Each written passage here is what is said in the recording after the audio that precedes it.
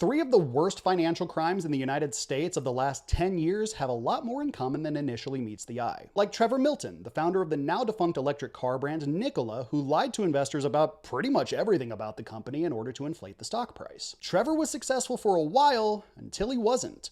This video of the fully automated self-driving semi-truck that Nikola published was ultimately what led to their downfall after research was done and found that the truck was actually rolling down a hill, not self-driving. Once that thread was pulled, everything else eventually unraveled, which led to Nikola going bankrupt and investors losing over $30 billion collectively. Trevor got sentenced to 4 years in prison and had to figure out how to return over $600 million.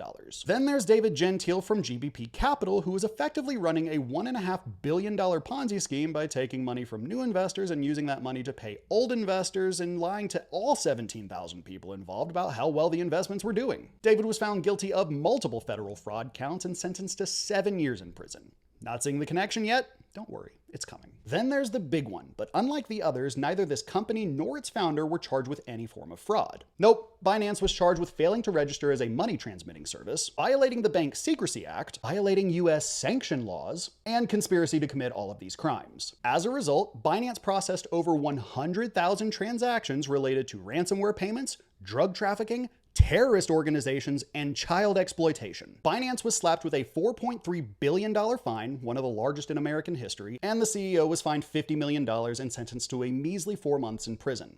4 months for essentially helping terrorist and child traffickers. So, what do all three have in common? Well, 2 of the 3 won't have to serve their full prison sentence, and all 3 of them are actually already out of prison. And none of them will be required to pay any of the criminal fines or return money to investors because all 3 of them were granted clemency, with 2 of them being fully pardoned by Donald Trump.